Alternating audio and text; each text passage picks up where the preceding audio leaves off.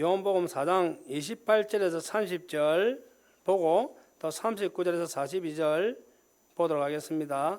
요한복음 4장 28절에서 30절 같이 봉독합니다. 여자가 물동이를 버려두고 동네로 들어가서 사람들에게 이르되 내가 행한 모든 일을 내게 말한 사람을 와서 보라. 이는 그리스도가 아니냐 하니 그들이 동네에서 나와 예수께 나오더라. 그 다음에 39절에서 42절 같이 봉독합니다. 여자들의 말이 내가 행한 모든 것을 그가 내게 말하였다 증언하므로 그 동네 중에 많은 사마리아인이 예수를 믿은지라.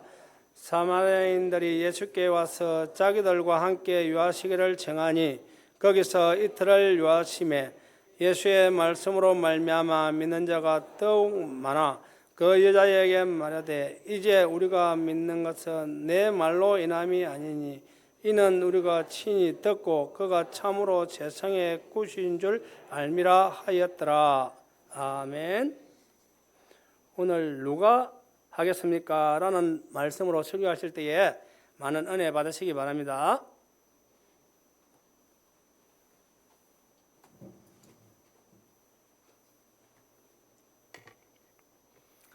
반갑습니다.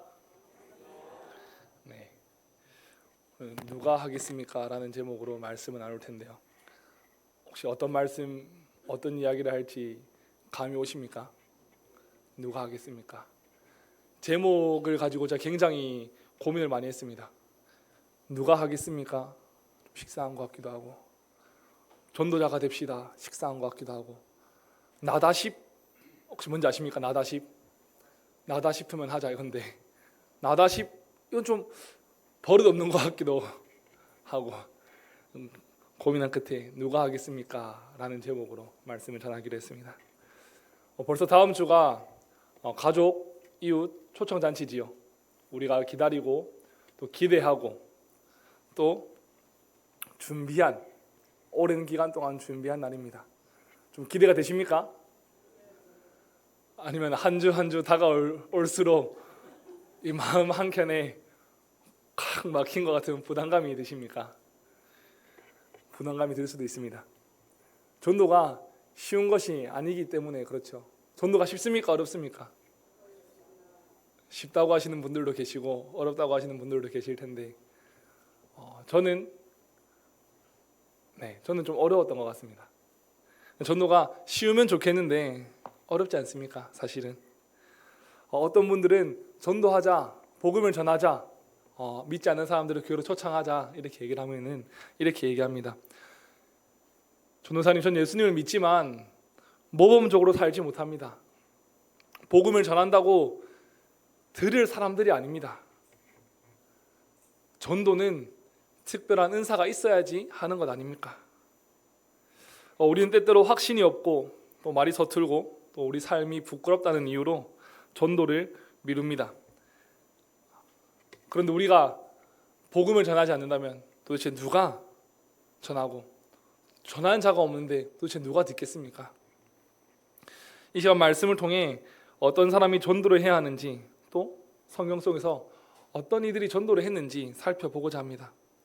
오늘 읽은 본문 요한복음 4장의 사마리아 여인을 포함하여 우리가 읽지 않았지만 마가복음 5장의 귀신 들린 자, 그리고 요한복음 20장의 막달라 마리아, 그리고 사도행전의 사도 바울의 이야기를 함께 살펴봄으로써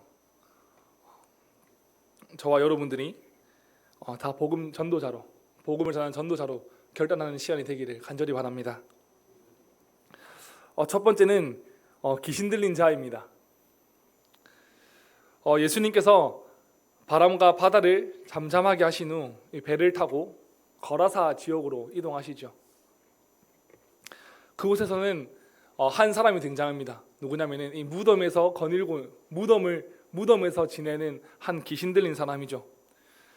그는 무덤 사이를 떠돌면서 쇠사슬도 끊을 만큼 강한 귀신이 들린 자였습니다. 사람들이 그를 속박하려고 하지만 그를 속박할 수 없었고 쇠사슬도 끊고 막 다시 나와서 막 길거리 돌아다니고 있었죠. 뿐만 아니라 그는 자기 몸을 자해하며 살아가는 참혹한 삶을 살고 있었습니다. 이 자해하는 것은 귀신이 그의 몸을 자해한 것이죠. 이 귀신은 하나님의 형상과 모양으로 창조된 인간의 몸과 마음을 해치고 또 상처 입혔습니다. 사람들에게 이 사람은 공포의 대상이었습니다.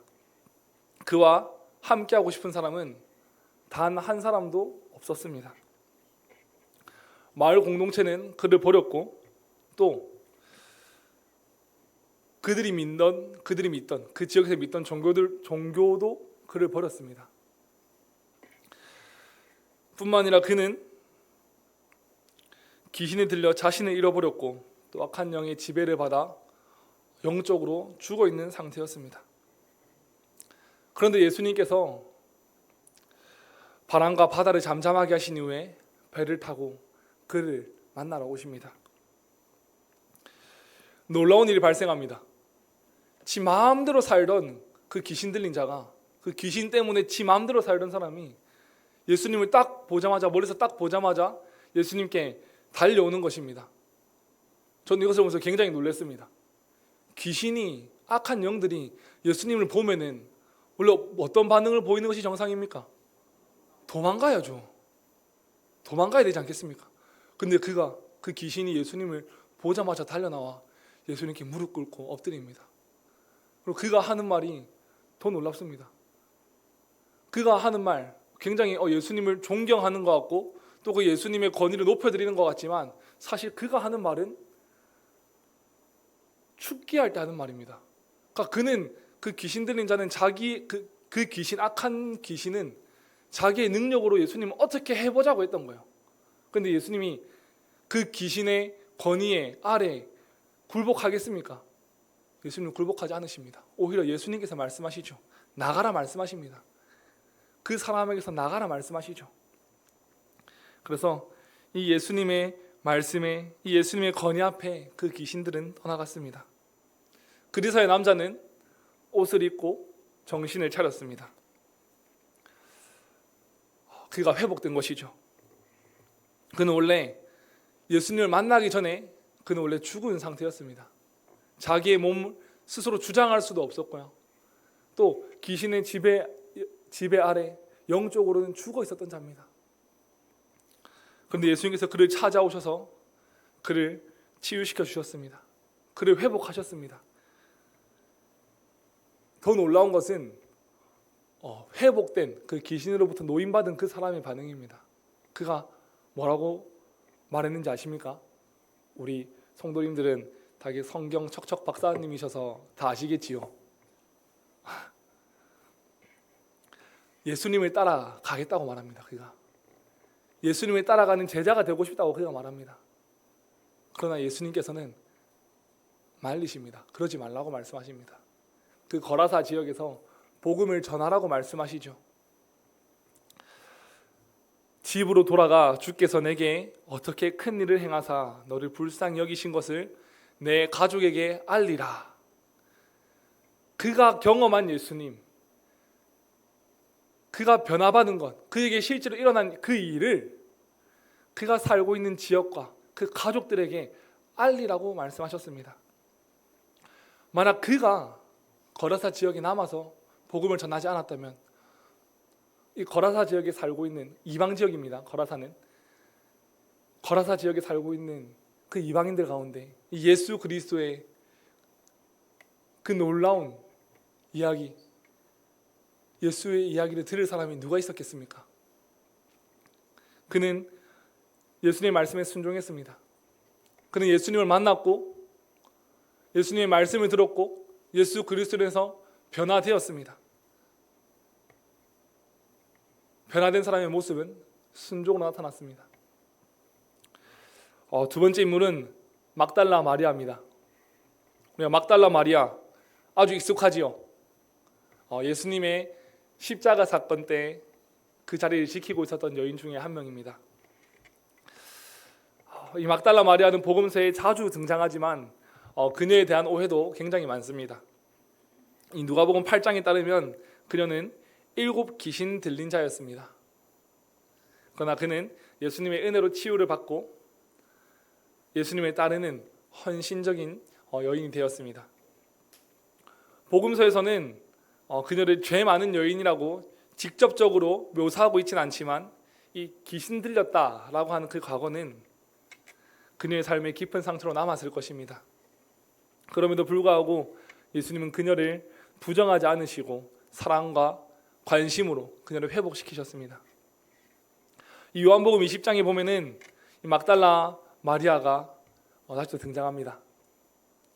그녀는 이 예수님의 시체가 무덤에서 사라졌다는 소식을 듣고 새벽에 무덤으로 가서 그 무덤 밖에서 울고 있었습니다. 그때 예수님께서 나타나셨습니다. 나타나셔서 마리아 이름을 부르십니다.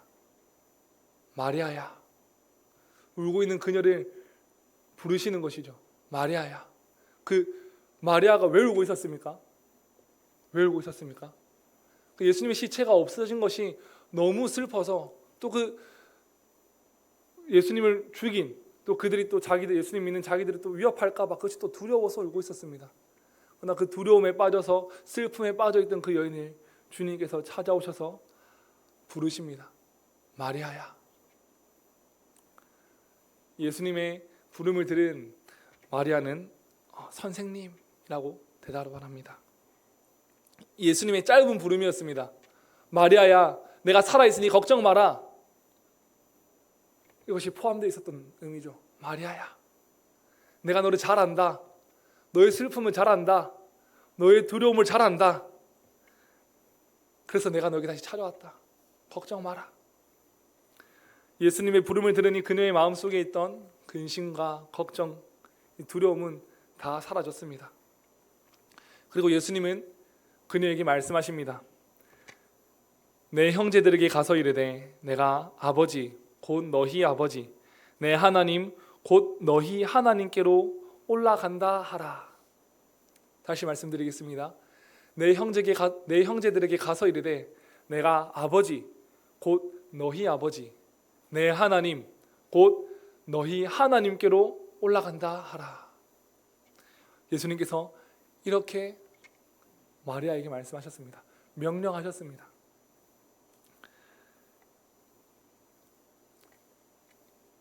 이전에 귀신 들렸던 이 마리아, 또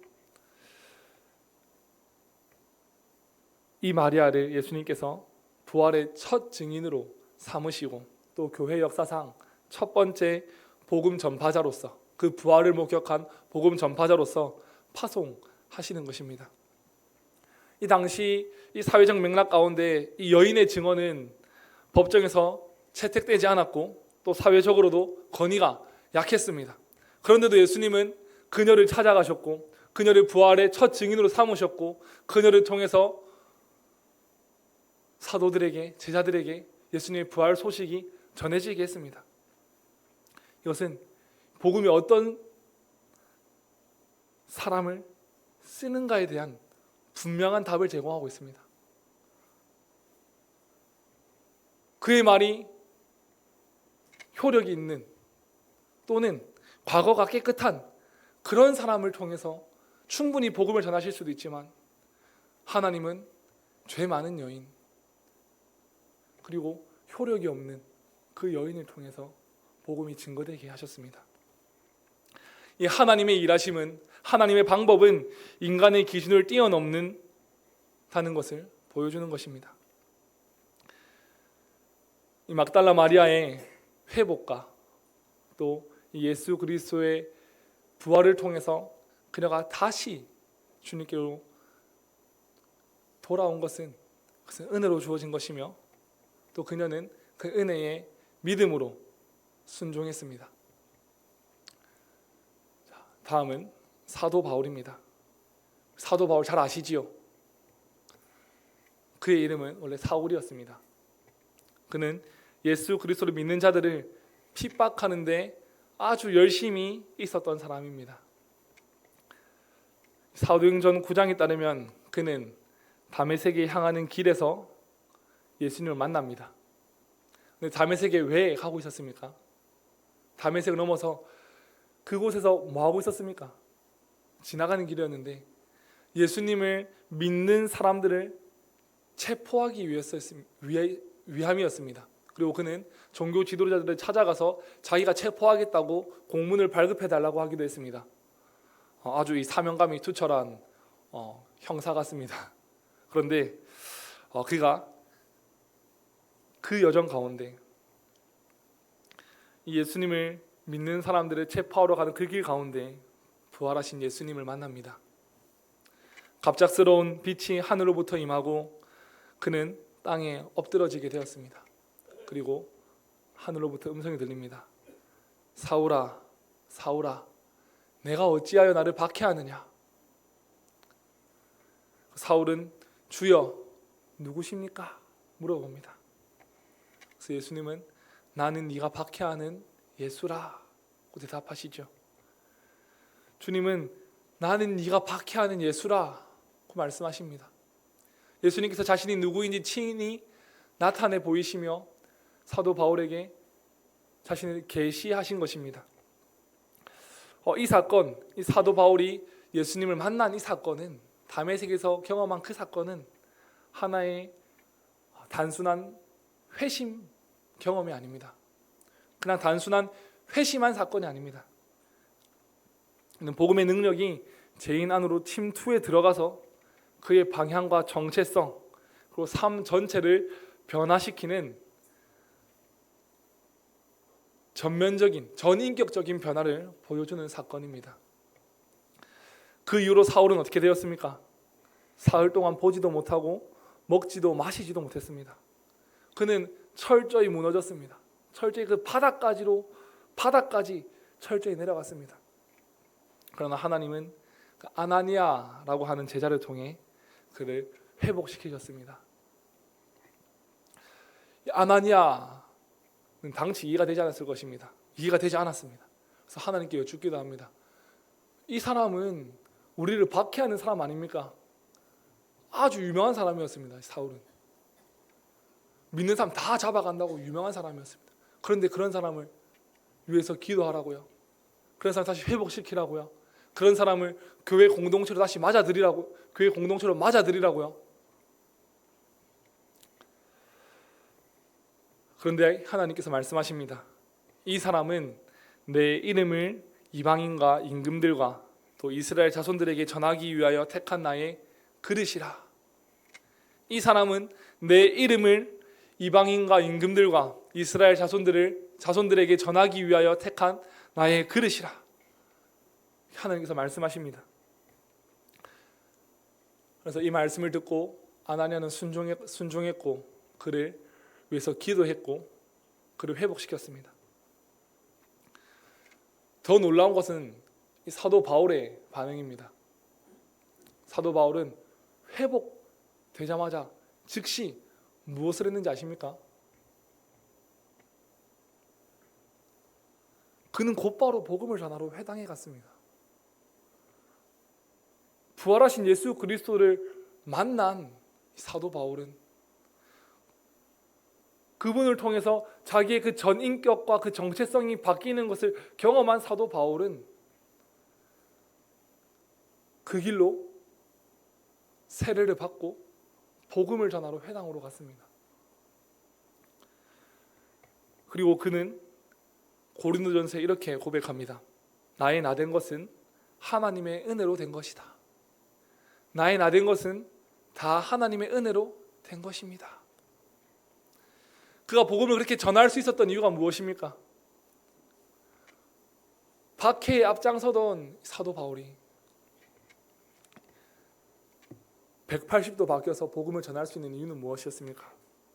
바로 그는 부활하신 예수 그리스도를 만났고 그분을 통하여 그 은혜를 통하여 믿음을 얻었고 성령님이 함께 하셨기 때문에 그는 복음을 담대하게 전할 수 있었던 것입니다. 네 번째는 오늘 본문의 사마리아 여인입니다. 요한복음 4장에 등장하는 사마리아 여인은 복음서에서 가장 인상적인 회심의 이야기 중 하나이죠. 우리가 정말 잘 알고 있는 이야기입니다. 저는 정말 잘 알고 있는 이야기를 한 번 더 하고자 합니다. 그녀는 어느 날 정오에 뜨거운 햇빛이 뜨거운 그 시간에 물을 기르러 나왔습니다.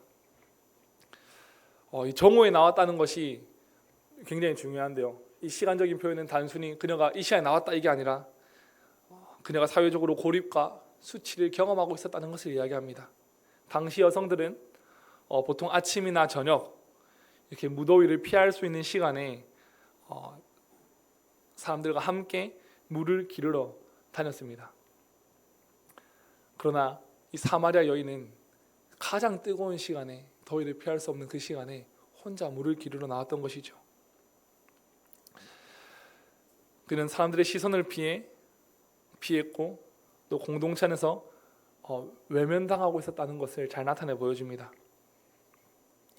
그런데 예수님께서 그녀를 찾아와 말을 거십니다. 그녀는 깜짝 놀라죠. 왜냐하면 이 유대인들은 사마리아인들과 대화를 하지 않았기 때문입니다. 지역을 이동할 때도 사마리아를 통과하면 굉장히 빠르지만 그곳은 부정했기 때문에 그곳을 지나치지 않고 삥 돌아서 가기도 했습니다. 그런데 그 예수 그리스도께서 이 여인을 찾아와서 그녀의 과거를, 그녀의 지난날의 그 과오를 지적하십니다. 아주 부끄러운 과거였습니다. 너에게는 남편이 있는데 몇 명 있었습니까? 그녀에게 남편이. 지나간 남편이 5 있었고 또 지금 살고 있는 남자도 있는데 그는 남편이 아니라고 말씀하시죠. 그 얘기들은 자기 자신을, 자기를 아는, 자기의 과거를 다 알고 있는 이 사람을 만나니 깜짝 놀라는 것입니다. 선지자인가? 누구지? 근데 계속 대화를 합니다. 그러다가 예수님은 자신이 누구인지 친히 밝히십니다. 나는 그리스도다. 내가 너에게 주는 그 생명의 물을 네가 마시면 너는 목마르지 않을 것이다. 나는 그러한 물을 주는, 너에게 너의 영혼의 그 갈급함을 채워주는 나는 그리스도다 라고 예수님께서 사마리아 여인에게 말씀하십니다.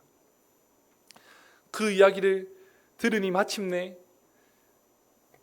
그녀는 자기가 대화하고 있는 그분이 자기가 지금까지 기다려왔던 그 메시아라는 것을 깨닫게 됩니다. 여기서 또 사마리아 여인의 반응은 굉장히 놀랍습니다. 우리는 이 반응이, 이 본문을 굉장히 익숙하게 들어왔고 또 잘 알고 있는 본문이라서 그 사마리아인의 반응이 당연한 것처럼 느껴지고 저게 뭐 어때서 하지만 그녀는 사람을 마주치기를 꺼려하는 사람입니다. 공동체에서 외면당한 사람입니다. 근데 그녀가 예수 그리스도를 만나고 그분과의 그 말씀을 통해서 그분을 믿고 나니 그 물동이를 버려두고 마을 공동체로 달려가서 자기가 만난 예수님을 전합니다. 그녀는 그녀의 삶의 무게와 상처, 이 수치와 짐을 내려놓고 새로운 사명을 붙들었습니다. 내가 만난 메시아, 내가 만난 예수님을 전해야겠다. 자기가 이전에는 상처와 수치 때문에 고통과 아픔을 겪었던 그녀가 예수님을 만나니 다 변화되는 것을 경험하니 내가 이것을 우리 마을 사람들에게 다 전해야겠다. 그렇게 마을로 나아가서 사람들에게 자기가 만난 예수님을 전했습니다. 더 놀라운 것은 사람들의 반응입니다. 저희들도 그 성도님들도 우리가 만난 예수님, 내가 만난 예수님을 주변 사람들에게 전하지 않습니까? 사람들의 반응이 어떻습니까?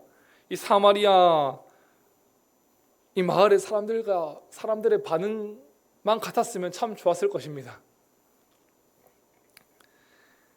사마리아 여인의 이야기를 들은 사람들은 즉시로 예수님께로 나아옵니다. 예수님께로 나와 예수님께 더 말씀해달라고 간청합니다.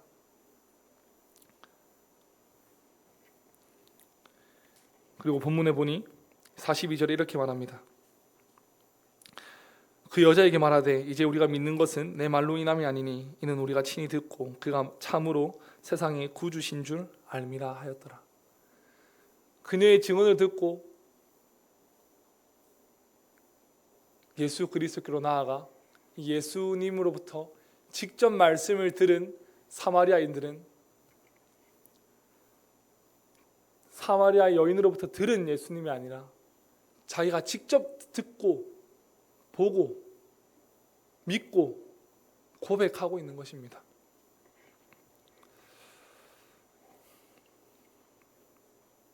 이 복음은 수치 가운데 있는 이 사마리아 여인을 회복시켰습니다. 정죄하지 않았습니다. 그것뿐만 아니라 그 공동체를 회복시키셨고 변화시키셨습니다. 우리는 지금까지 4명의 사람을 만나봤습니다. 첫 번째 누구였습니까? 기억납니까? 20분 전에 얘기했습니다. 너무 천천히 말해서 오랜 시간이 지났는데 빠르게 말해볼까요? 지금 속도 괜찮습니까? 첫 번째는 귀신 들린 자였습니다. 그리고 막달라 마리아, 사도 바울, 그리고 사마리아 여인, 4명의 사람들을 살펴봤습니다. 이들은 모두 연약하고 실패하고 상처 입은 자들이었습니다. 사회는 그들을 멀리했고 때로는 그들이 속한 종교조차도 그들을 외면했으며 그들 스스로는 자기 자신을 감추었습니다. 숨기며 살아갔습니다. 그들이 결코 예수님께 예수님 제가 여기 있습니다. 저를 변화시켜서 저를 사용해 주십시오 라고 말하지 않았습니다. 그들이 결코 주님 앞에 먼저 나아간 것이 아닙니다. 예수님께서 그들을 먼저 찾아가셨고 그들을 만나 주셨으며 예수님께서 친히 그들에게 자신을 나타내 보이셨습니다. 자신을 직접 계시하시고 말씀하셨습니다. 그 말씀을 들은 이 4명의 상처 입은 사람들, 수치와 고통을 당하고 있던 사람들은 예수 그리스도를 만나고 변화되었습니다. 예수님은 그들이 정결했기 때문에, 그들이 도덕적으로 흠이 없었기 때문에, 그들이 회개했기 때문에 그들을 찾아가신 것이 아닙니다. 그들이 복음을 전하면은 그 복음의 그 증언이 효과적일 것이라고 계산했기 때문에 그들을 찾아가신 것이 아닙니다. 예수님은 오히려 그들이 가장 깊은 수치와 어둠 속에 있을 때 그들을 찾아가셨고 그들의 이름을 부르셨습니다. 그것이 바로 은혜입니다. 복음은 우리에게 자격을 요구하지 않습니다. 복음은 언제나 하나님의 전적인 주권과 은혜로 주어지는 것입니다. 이 예수 그리스도의 십자가와 부활의 능력에 있는 것입니다. 그러나 우리는 자주 이렇게 생각합니다. 내가 좀 더 깨끗해지면 전도할 수 있을 거야. 내 삶이 좀 더 모범적이라면 내가 전하는 이 복음이 효과가 있을 거야. 또는 나는 무능해. 난 안 돼. 하지만 복음은 우리의 가능성에 근거를 두지 않습니다. 오직 그리스도의 은혜에 뿌리를 둡니다. 복음은 그 삼위의 하나님의 전능하신 능력에 뿌리를 둡니다. 예수님께서 택하시고 또 예수님께서 사용하신 자들을 보십시오. 귀신 들린 자는 폭력과 또 자기 몸에 상처 입히는 사로 평생을 귀신 들린 채로 살았습니다. 막달라 마리아도 동일하게 귀신 들린 자로 외면받았으며 바울은 복음을 대적하는 사람이었습니다. 사마리아 여인은 수치로 가득한 인생을 살았습니다. 그녀가 원했든 원하지 않았든 그녀는 5번 내 남편이 바뀌었죠. 그들은 누구도 이 세상의 기준으로 자랑할 만한 이력을 가지고 있지 않았습니다. 이러한 이력을 가지고 이력서를 써서 회사에 제출하면은 뽑히겠습니까? 이러한 사람들이 사회에서 여러분들과 같이 친구하자고 하면은 친구하시겠습니까?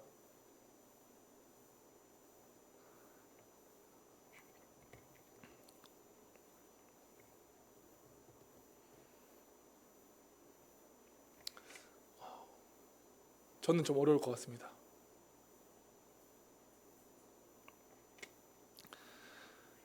그 누구도 먼저 주님 앞에 주님께 나가서 주님 제가 준비됐습니다 라고 먼저 나서지 않았습니다. 우리가 이것을 기억해야 됩니다. 예수님께서 먼저 다가가셨고 부르셨고 은혜를 주셨습니다. 예수님께서 먼저 자기 자신을 계시하신 것입니다. 성도님들 가운데 먼저 예수님을 찾아서 오신 분들이 계십니까? 복음을 전하지 않았는데 복음을 전하지 않았는데 교회로 나오신 분들이 계십니까? 내 스스로 믿은 사람이 있습니까? 예수님께서 먼저 자신을 계시하실 때 우리는 그분을 믿게 되는 것이고 또 우리의 삶은 변화되는 것입니다. 그러므로 우리는 담대할 수 있습니다. 저와 여러분들은 다 예수님을 믿는 자들입니다. 맞지요? 저희 예배 시작하고 우리 같은 사도신경으로 우리의 신앙을 고백했지 않습니까? 우리는 동일한 성부, 성자, 성령 하나님을 고백하고 믿습니다. 그러므로 우리는 담대해야 됩니다. 오직 은혜로 말미암아 변화된 우리는 은혜 받았으니까 끝! 이게 아닙니다. 이 믿음과 행위는, 믿음과 삶은, 믿음과 실천은 항상 함께 가야 되는 것입니다. 우리의 자격은 우리에게 있는 것이 아니라 우리가 은혜 받은 자라는 것에 있습니다. 우리 중고등부 친구들, 우리 친구들 담대하시기 바랍니다. 가족 이후 초청잔치가 우리 친구들과는 상관없는 이야기가 아닙니다. 우리 중고등부는 따로 하지 않았지만 여러분들도 그 삶 가운데서 또 복음을 전하기에 힘써야 합니다. 지금까지 왜 복음을 전하지 못했습니까? 복음이 부끄러웠습니까? 복음의 능력이 없었습니까? 복음을 믿지 못했습니까? 어제 저는 주일학교 연합회 노회 강사로 갔다 왔습니다. 2시간 정도 했는데 시간이 매우 짧았습니다. 엄청 긴장을 많이 했거든요. 가기 전에 진짜 거기 계신 교회 집사님들, 선생님들께 어떤 이야기를 해야, 어떤 것들을 전해주고 와야 되나 고민을 굉장히 많이 했습니다. 그리고 우리 진주노회에서 세미나 갔다 오신 분들에게도 여쭤봤고 또 저희 동기 전도사님들 가운데 세미나 강사로 갔다 오신 분들께도 여쭤봤습니다. 오신 선생님들이 무엇을 듣기 원합니까? 아이들을 어떻게 놀아주면 좋을지 그런 걸 듣기 원합니다. 저는 놀랐습니다. 왜냐하면 저는 그런 것을 준비하지 않았거든요. 저는 그 주제와 또 그 주제 말씀을 계속 보면서 또 제가 전해야 될 것들을 준비하면서 저는 무엇보다 아이들과 선생님에게 필요한 것은 말씀이라고 생각을 했습니다. 사실 제가 강사로 안 나가도 거기 계신 선생님들은 이미 짬바가 있기 때문에 그냥 책만 보고도 충분히 할 수 있습니다. 그런데 알고 하는 거랑 모르고 하는 거랑 천지 차이입니다. 그 공과 가운데 그 하나님 말씀을 듣고 하는 거랑 안 듣고 하는 거랑 천지 차이죠. 그래서 저는 2시간 동안 그 선생님들께 말씀만 전하다 왔습니다. 여쭤봤습니다. 선생님들, 아이들한테 여름 성경학교 오라고 뭐라고 말씀하십니까? 어떻게 말씀하시겠습니까? 물놀이 하자. 좋지요. 아이들 물놀이 하자고 하면 엄청 좋아합니다. 저도 이번에 여름 이번에 노회 선교대회 어린이 페스티벌 갈 때 아이들한테 물놀이 있다고 가자 했습니다. 물놀이는 1시간이었고 예배드리고 찬양하는 건 2시간이었습니다. 얘들아 레크레이션 있어 가자. 얘들아 선물 줄게 가자. 왜 그렇게 얘기합니까?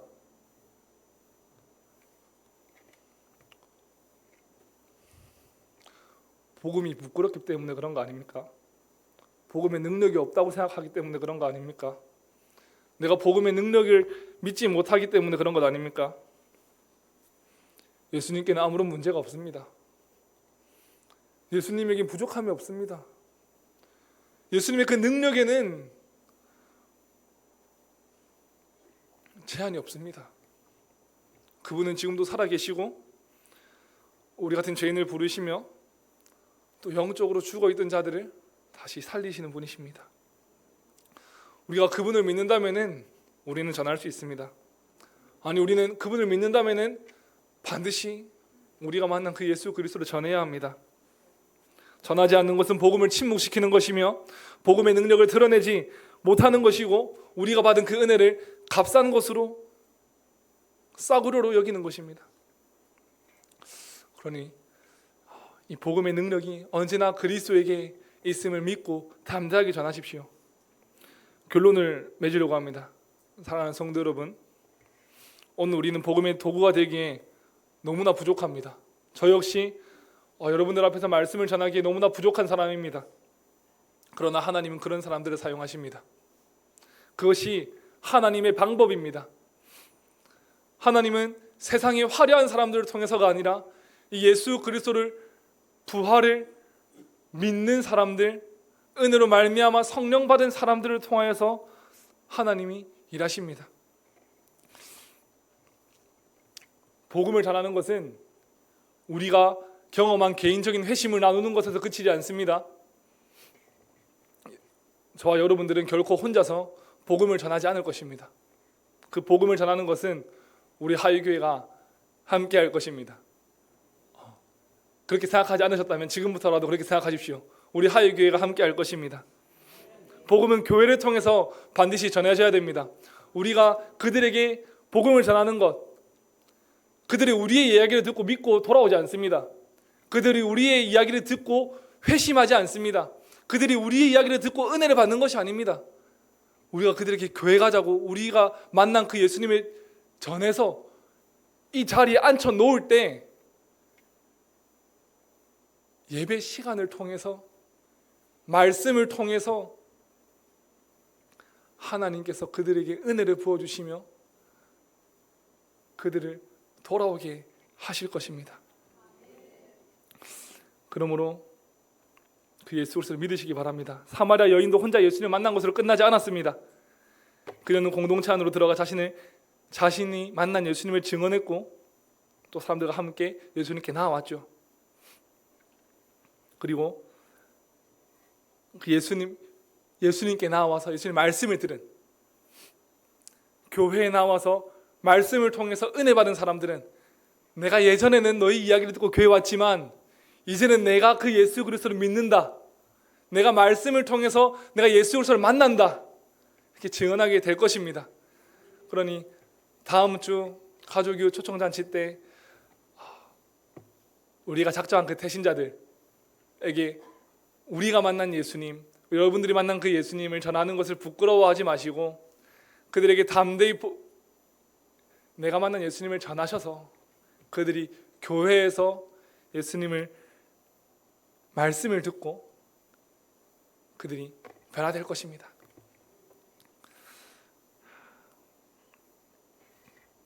마지막입니다. 초청잔치 우리가 해야 할 일은 단순한 행사 준비가 아니라 작은 것부터 순종하며 은혜 받은 자로서 복음을 나누려는 마음의 결단이 필요합니다. 그래서 하나님께서 우리를 사용하셔서 또 많은 이들이 복음을 듣고 주께로 돌아오는 이 은혜의 열매가 맺히기를 주님의 이름으로 간절히 소망합니다. 아멘.